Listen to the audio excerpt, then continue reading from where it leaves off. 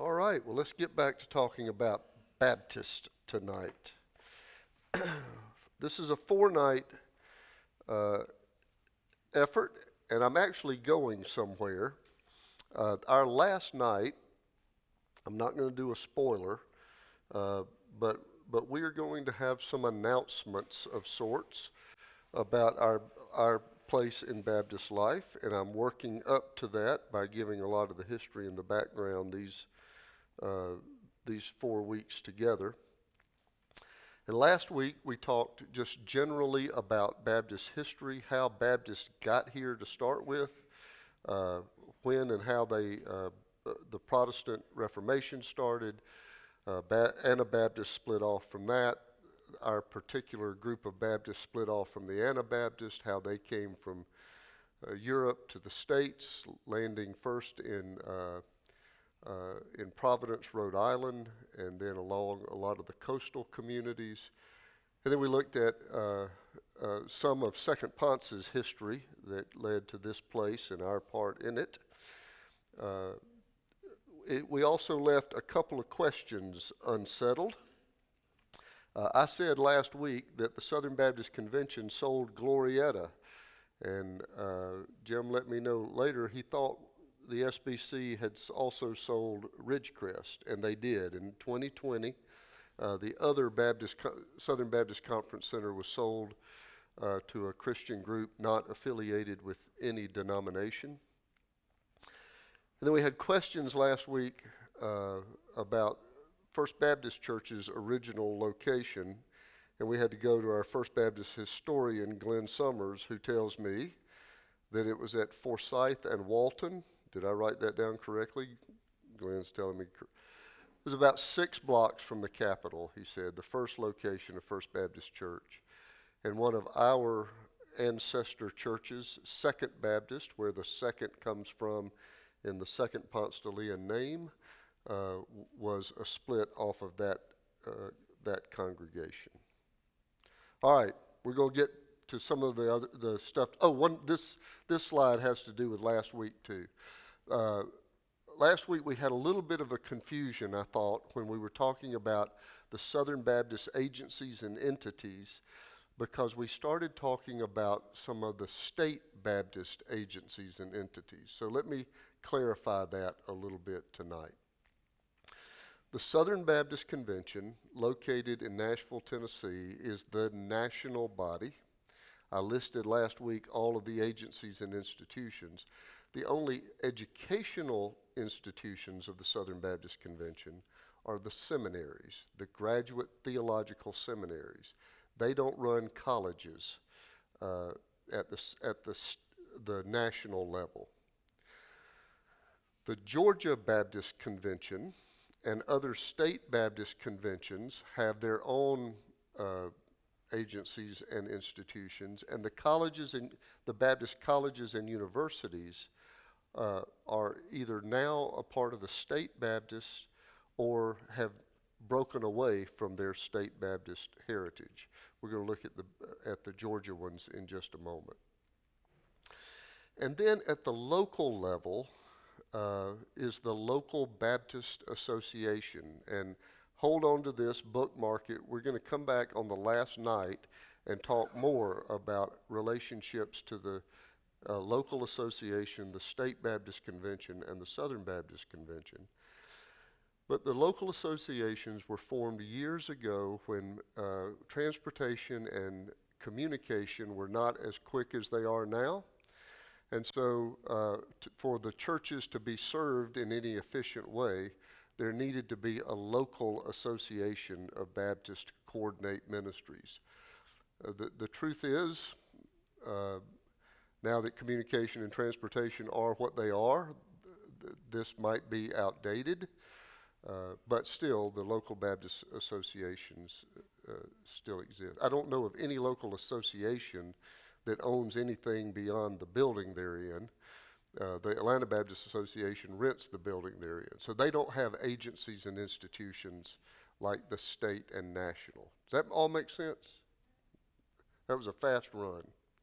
All right, so let's look at the state institutions since we did the national ones last week. These are the colleges that started as Baptist schools in Georgia. The reason I have highlighted Mercer is Mercer has since divorced from the State Baptist Convention. The others are still part of the Georgia Baptist Convention. I'm getting a little bit out of order, but next week we're going to talk about the controversy in the Southern Baptist Convention in the 1980s, the split in the convention, when new leadership took control of the agencies and institutions. And when that happened, it happened at the state level and the national level. And there were new constrictions on higher education that happened when a more conservative group came into power there. So they made demands on the Georgia Baptist colleges that Mercer University would not adhere to. Some of the others might not have adhered to it either, but they couldn't afford to divorce.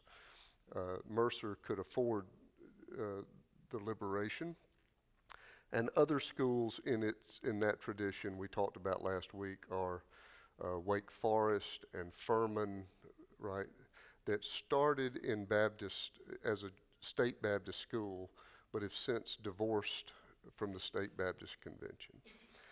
And then the two conference centers owned by the State Baptist as well. I'm still going fast, but we're going to go slower in a minute, I promise. I just wanted to get past the last week stuff.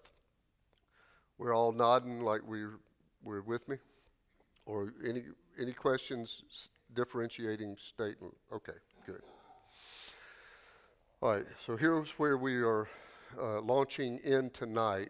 How is it that Baptist churches are so radically diverse? If you've been to Baptist churches visiting family members or whatever, rarely do you sit in one that feels and looks like another. Now, for years, what held it together was the literature coming out of the Sunday school board in Nashville. You could count on going to anybody's Baptist church almost anywhere, and you'd pick up the same quarterly you had at your church last week. But how is it that the flavor of these Baptist churches are so radically different? That's what we're going to tackle tonight. And I'm going to be using as resource on this, for this, two books by one of my professors and one of the leading Baptist historians in the country, Buddy Sheridan.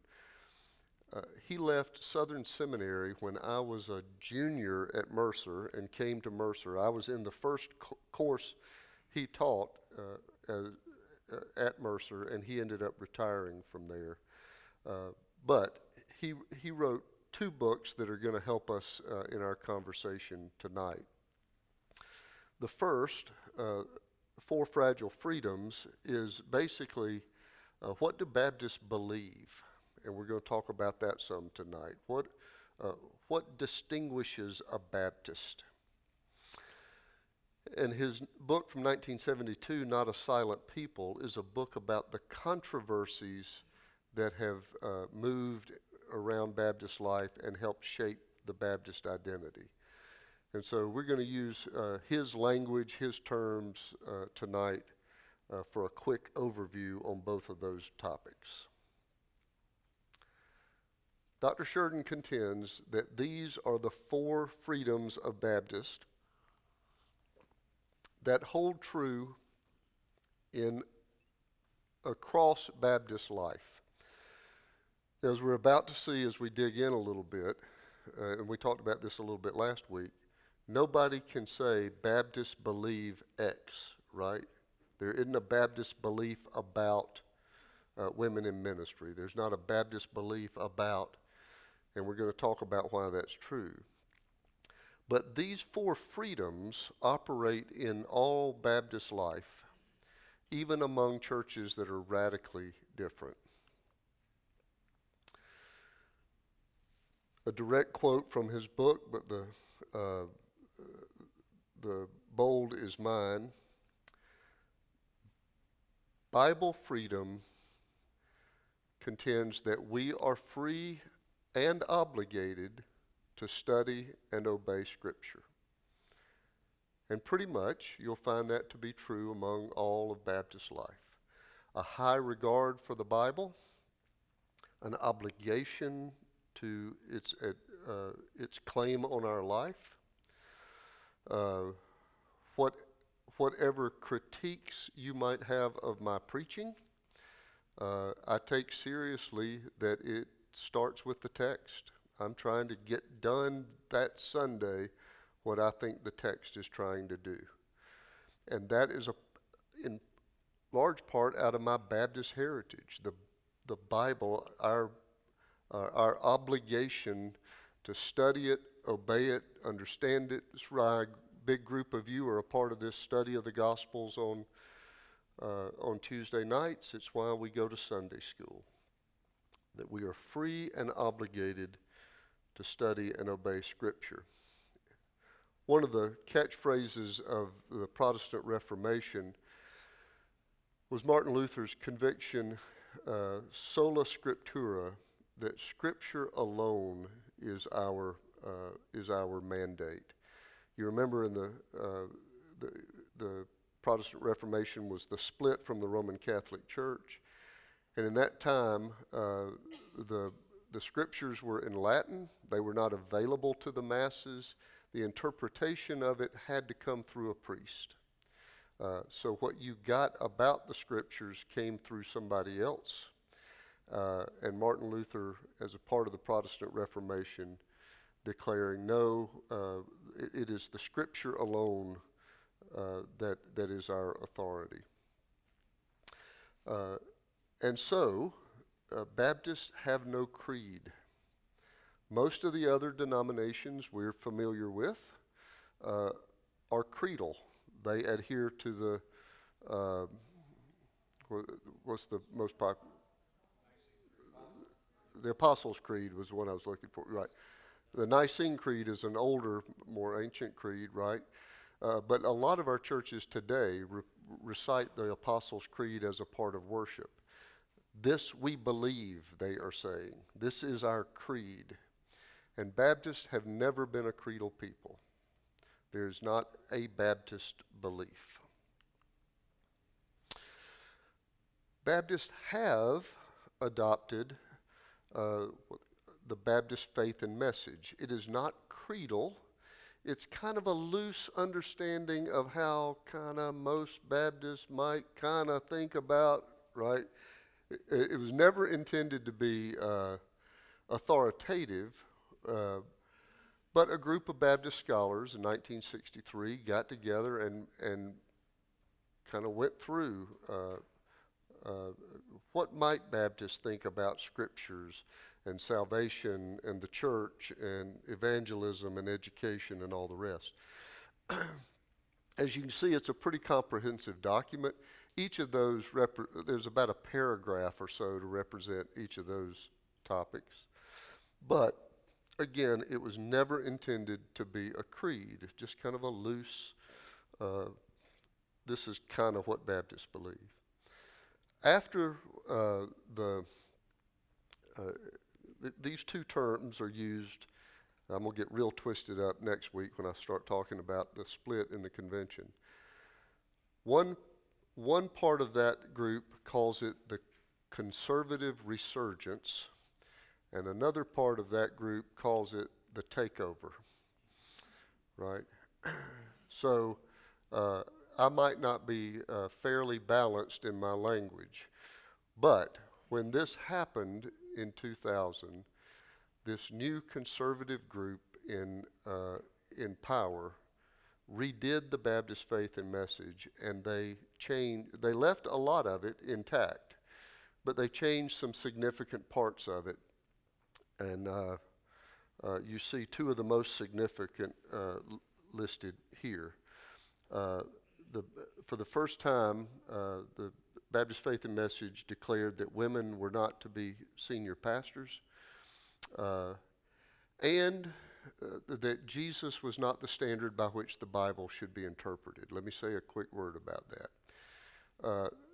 Their fear was that if you didn't take the Bible at its face value, just for what it said, and use Jesus as the lens by which you interpret the Bible, then you are free to have more liberties in that interpretation than they were comfortable with Baptists having.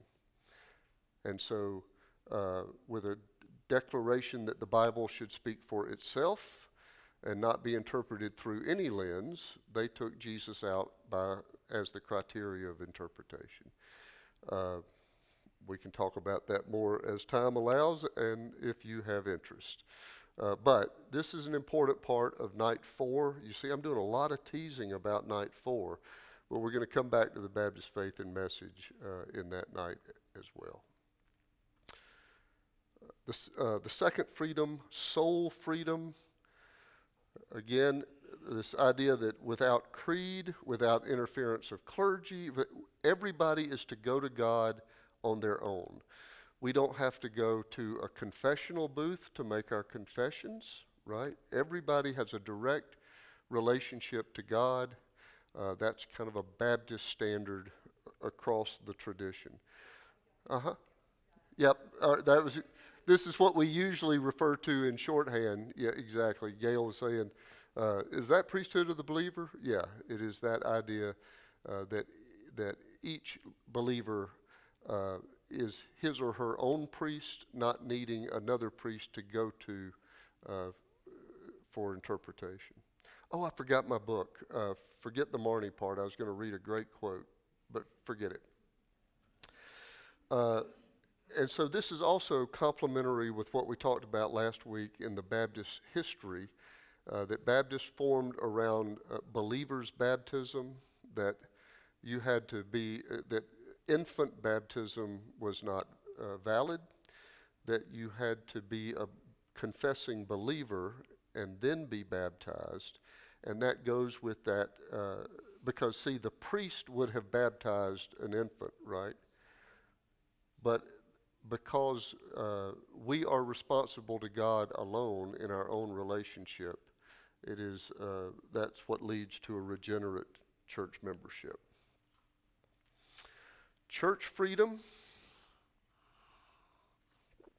The reason there's a microphone in that picture is it's just a reminder that every church has the freedom to operate as it chooses.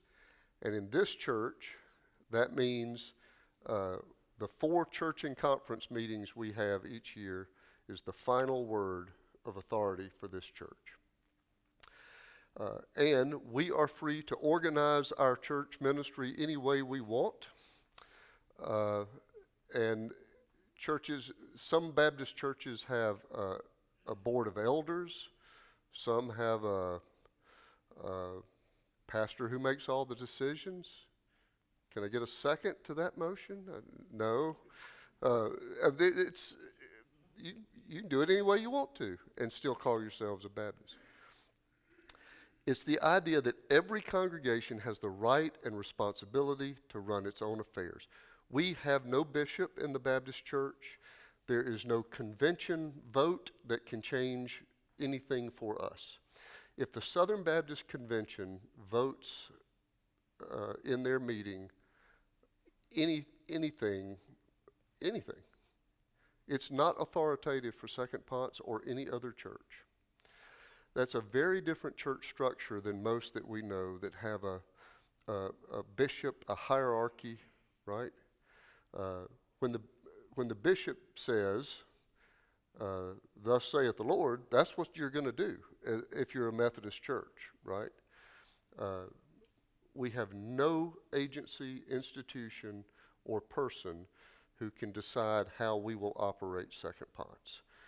This becomes an important part of our next section about why the churches are all so different. And the final of the 4 fragile freedoms, is religious freedom as it relates to church and state. Right. I'll give you a minute to read that.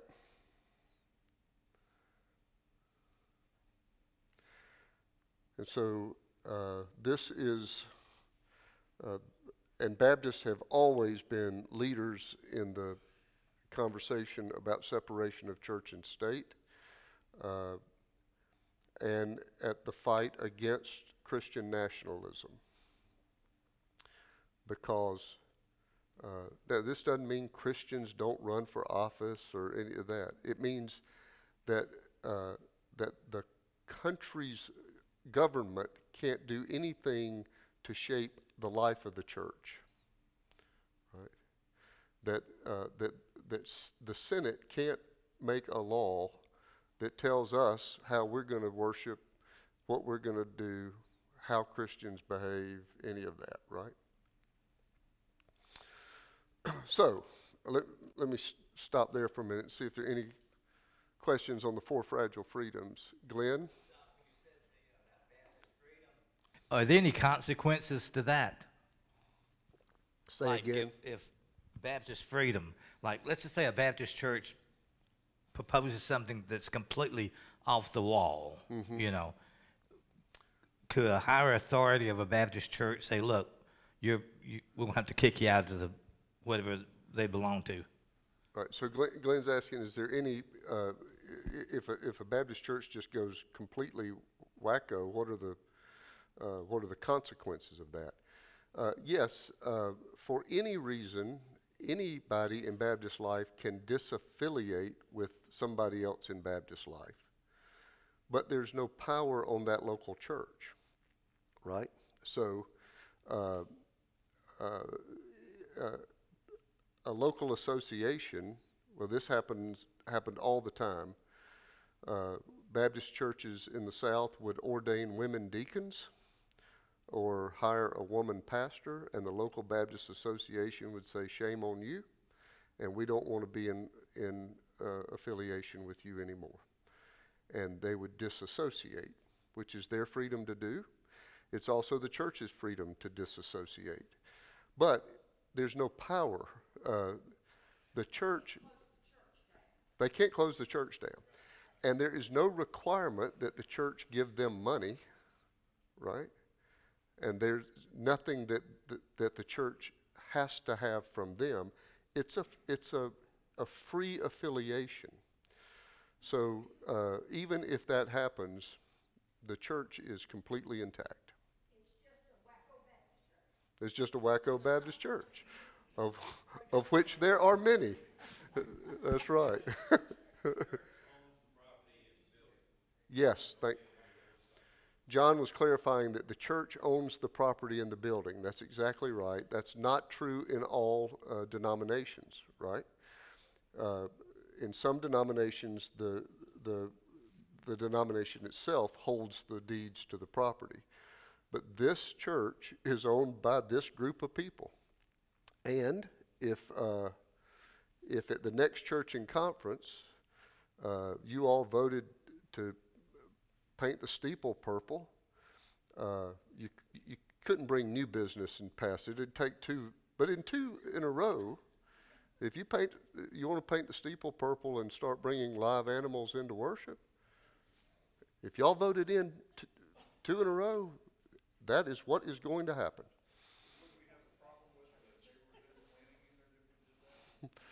We might have planning unit problems, exactly.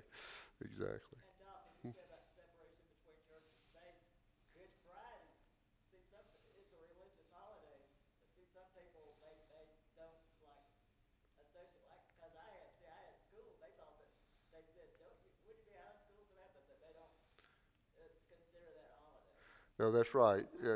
Jeremy's saying that the school system doesn't recognize Good Friday as a holiday, which is exactly right. But the school system doesn't recognize any of the holy days for Islam, Judaism. That is a part of the separation of church and state.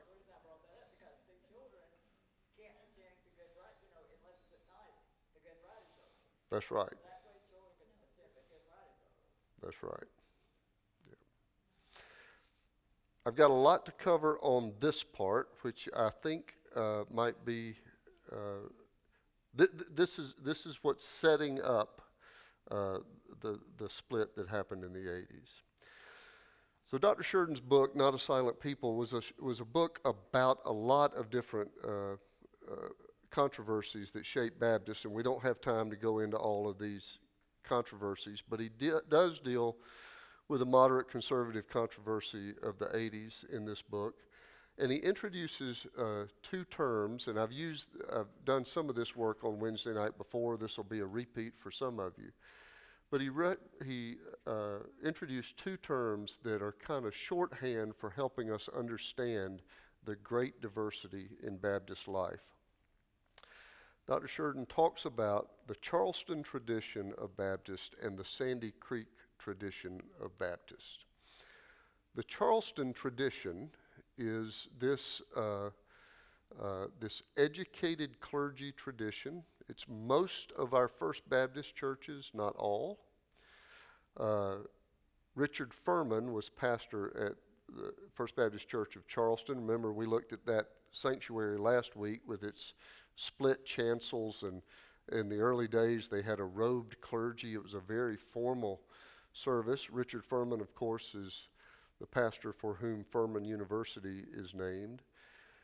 It's characterized by a dignified worship style, by order in the worship, a theology that tends to be more progressive, and it has a little more focus on justice issues than individual salvation issues.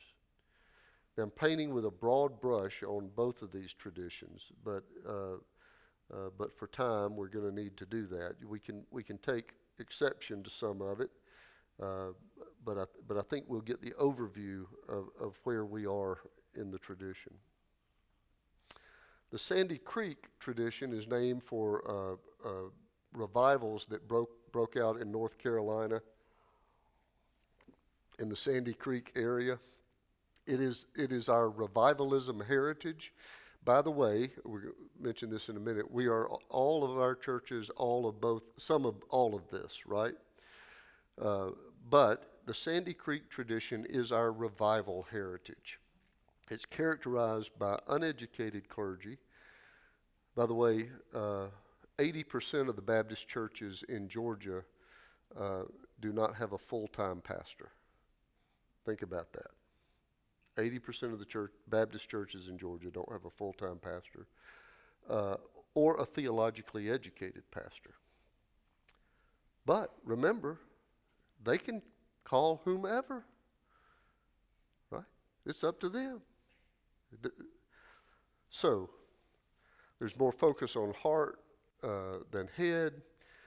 This tends to be a freer worship style. You go where the Spirit leads. You don't need an order of worship. We'll just stand and sing this hymn next, and we'll have Drew come up and have a word here. It just kind of moves and flows that way, with a high focus on individual salvation as the outcome.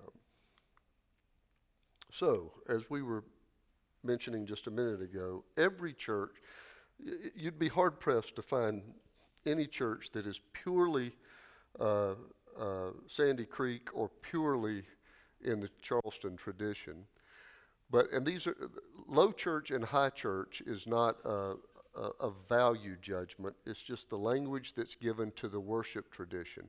High church worship is the very formal, the very high churches have robes and really strict liturgies, right? The very low church traditions, Pentecostalism, for instance, would be in that low church tradition, has that free and emotive style. Almost every church is not truly either or, right? It's on a continuum. But where would y'all put us on the continuum?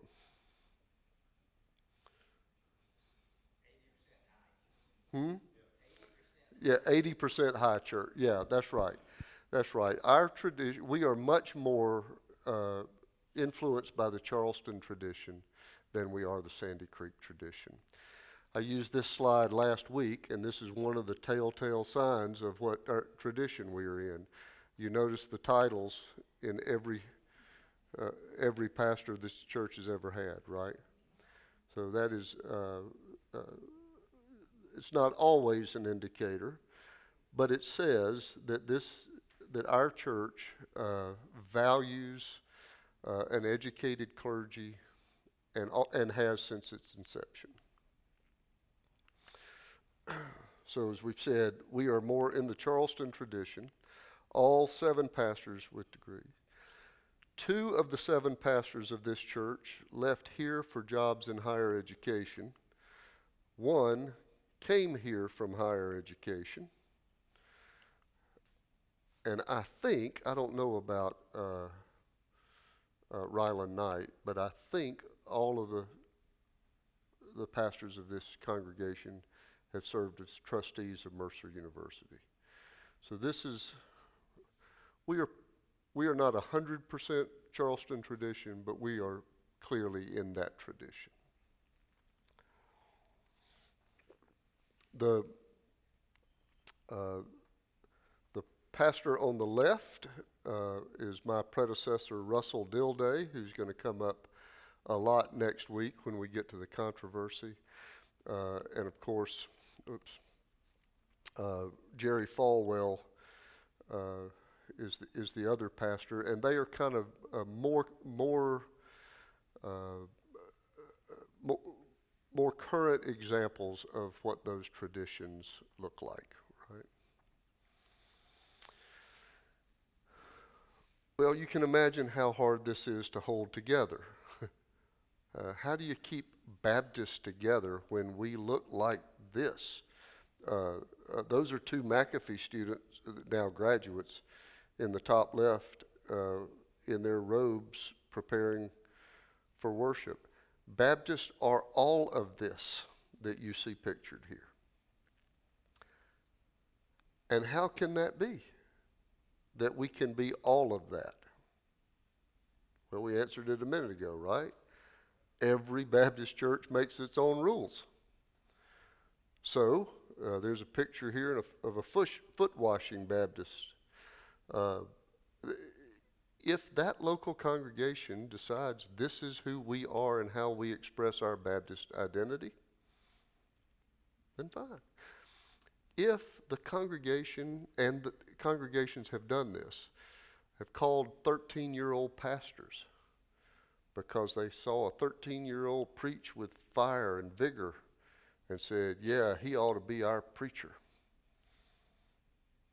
Can you have a 13-year-old pastor who's never been off to school? Absolutely, if the church votes on it, right?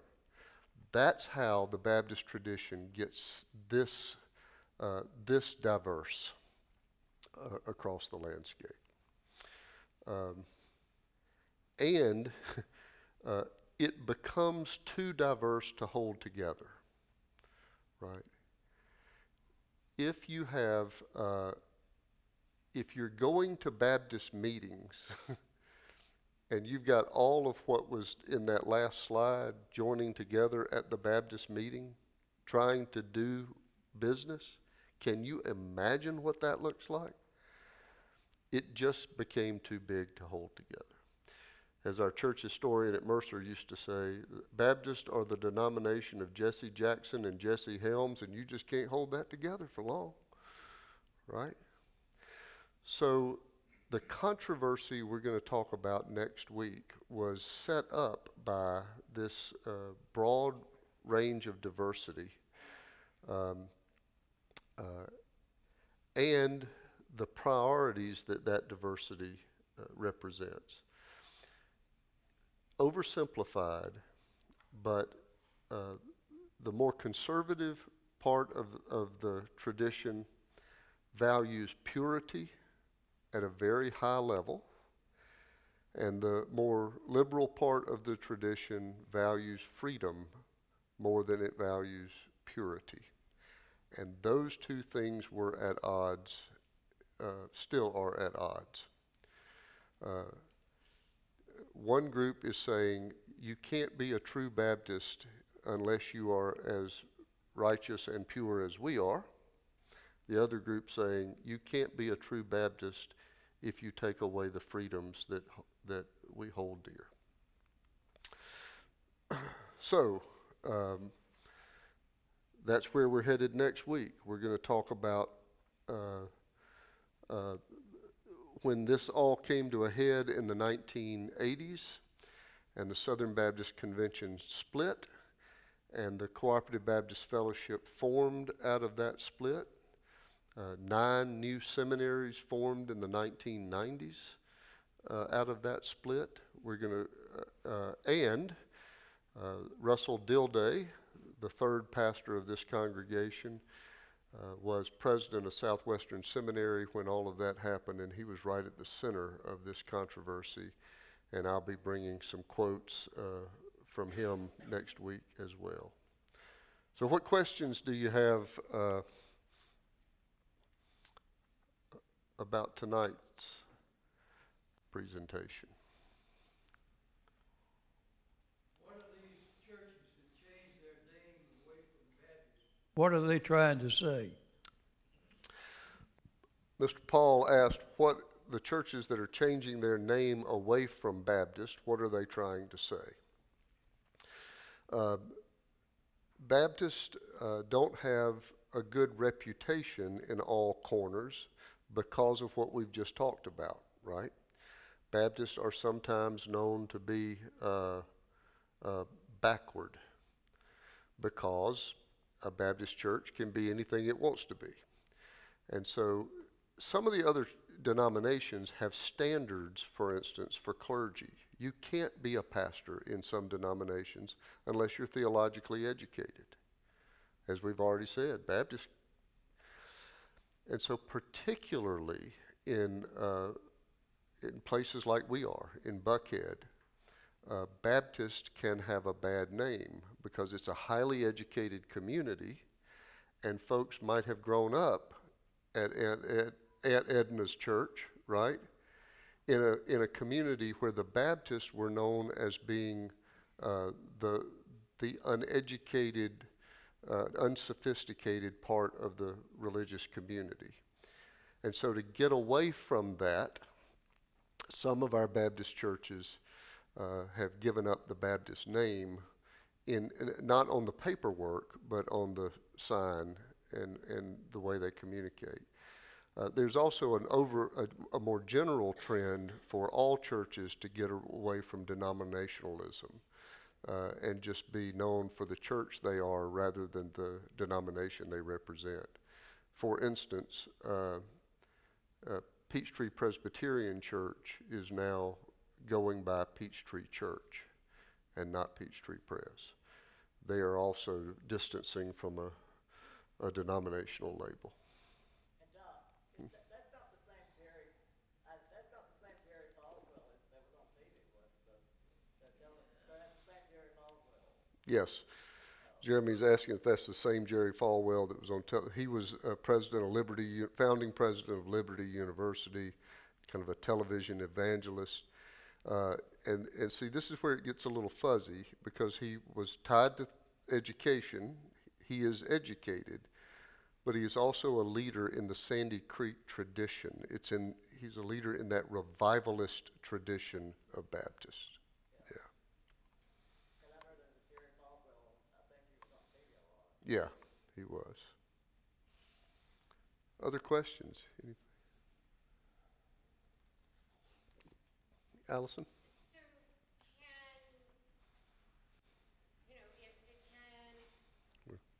So can, hello? People who want to become clergy or pastors in this denomination, can you still go to a seminary that is identified with the Southern Baptist Convention, like Southwestern Seminary? Do they still give degrees? Yes. Yeah, great question. Allison's asking if somebody who wanted to be a pastor in a Charleston Tradition, right, kind of church, could they get their degree from Southwestern Seminary, Southeastern Seminary? And we'll do some more of this work next week, but the answer is yes, first of all. And until the late 1980s, everybody in Baptist life, few exceptions, everybody in Baptist life was educated at one of the 6 denominational seminaries. Every one of my predecessors and I were educated at the 6 denominational seminaries. And it is still true that they are still working, they're still cranking out graduates every day, every year. But the focus of their curriculum has changed. And so the focus of that curriculum makes that graduate probably less compatible with Second-Ponce than a graduate 20 years, 30 years ago would have been, because they've really changed the direction, and that's what created the need for new schools. We'll talk about this more. Yeah, Barbara, I'm sorry. I was going to say, a person who was leaning toward Baptist, but they still could get their theological education from something like Union Theological Seminary in New York, or one of Harvard, or one of the places like that. They did not necessarily have to have a Baptist background, do they? Baptist education. That's exactly right. My friend Chris George, who's pastor of Smoke Rise Baptist Church here in town, is a graduate of Harvard Divinity School. Now, some of the other denominations, you have to go to one of their denominationally sponsored or approved schools to be ordained in that tradition. But once again, because Baptists are free, every church is free to call whomever they want as pastor. You can call a pastor from one of the 6 Southern Baptist seminaries, one of the new Cooperative Baptist seminaries, from Harvard Divinity School, or a 13-year-old, right? You can call whomever you choose. It's just that the churches have because they've been inside of a tradition for so long, they usually know where to go fishing, right? And who's going to likely be in alignment theologically. Yeah. Others?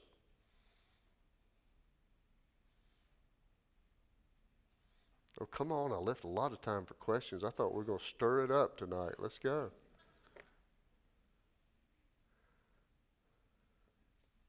Yeah. Less of a question, maybe more of an observation, but it seems like the conservative worship style is paired with the progressive beliefs, with the more arguably progressive worship style with conservative beliefs. Does that make sense? Is that just a coincidence, or any thoughts on that?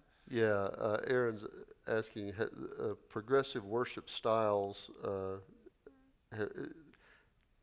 in current traditions, the progressive worship styles tend to be wed to a more conservative theology. And that's right. It's kind of, it's kind of ironic, Yeah, right? yeah. That's right. So that the auditoriums with the pastor with the skinny jeans, that is a progressive worship style, but those churches tend to be more theologically conservative. Oversimplifying, but that's true. And the ancient styles of worship, like we represent more of, tend to be more progressive theologically. Barbara? I think we have to be careful with our terminology. Progressive, moderate, whatever. Right. Progressive might give one connotation, moderate might give another, and I think that we got to be careful. You're right. These are all loaded terms, and they're symbolic, and they all need more interpretation than we have time for. But the one that the language that's trickiest for me in this conversation is conservative and liberal, because they're tied to political agendas, which is not at all true in this conversation, right? And so that does take some nuancing, and I hope you will push me, particularly next week, to nuance it. if I give a term that you're not clear how I'm meaning it, because when we start talking about conservative Baptists and liberal Baptists, that has nothing to do with anything in American government, right? And Doc, what you were saying about worship is now churches have that like a band. Right, and When I went with the youth, when I was back in the youth group about the year 2000, 2001, and on Wednesday night it was like a band, and it was more like contemporary worship. Jeremy's responding to the uptick in contemporary worship that has happened since the 1980s. That's a whole different series of lectures because it's really not tied to this theological. It is a style preference. It came out of a seeker movement to make church more available to the unchurched population. But we might confuse this conversation if we bring worship style into it. It really is its own separate thing. This is more this split that happened among Baptists was really a theological divide around interpretation. And at its core, we're going to do more of this next week. At its core, it is on a continuum. How much latitude do we have to interpret the text? Right? That's what it means to be more conservative or more liberal. How much latitude do you have to deal with the contextualization of the text itself? So, if the scripture says, when a man sins, does it only mean when a man sins? Well, no. So you're using an interpretive lens. Oh, I got a yes from the women. I got a yes from the women in the back. Yeah, that's exactly what it means, right? So we're making an interpretive leap there. How much latitude do you have in making those interpretive leaps? And everybody gets to a point on that continuum where they have crossed the bar for somebody else. But where is it, right? And the most conservative traditions have a very strict set of rules around how much latitude you have to interpret Scripture. And the more progressive, more liberal traditions take more contextual latitude in interpretation. We'll talk about that some more next week. Y'all remember to help to prompt me to talk some more about that. But one of the key issues that led to the split in the 1980s was around women in ministry. And that's playing out on this illustration I'm giving about where do we contextualize.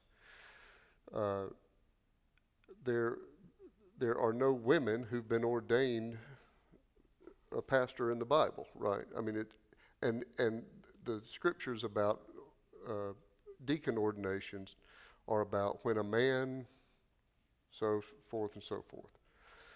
Well, one way of interpreting that is the scripture says when a man, so it is only men. Another way of interpreting that is to recognize that women were property in that era, and we recognize a liberation that was not true in that time period. It has to take on a different kind of interpretive lens. That the scripture is talking about the kind of character of a servant leader, of a deacon, not about the gender of a deacon, right? That is interpretive. And those are the kind of decisions on that continuum that have led to the conflicts of the 1980s. Yeah. Hasn't there always been women missionaries? Glenn's asking, has there always been women missionaries? Uh, uh, yes, women were serving on the mission field long before they were serving on church staff. That's mostly true. But it's also ironic that Lottie Moon really fought her supervisors at the Foreign Mission Board because of the limitations she was given by her gender. But there were, because mission service was so much harder to recruit, there were far more women taking leadership on the mission field than in congregations. That's a sweeping statement, though, because as we've said, any congregation can do what they want to. But particularly in the South, among our swath of Baptists, women serving in ordained ministry roles is fairly new in churches in the South, and serving in deacon leadership roles. All right, write down all your questions this week. We're going to stir it up next week.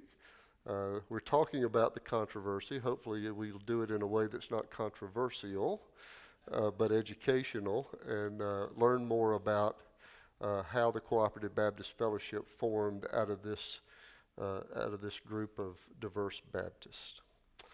Go in peace. See you Sunday.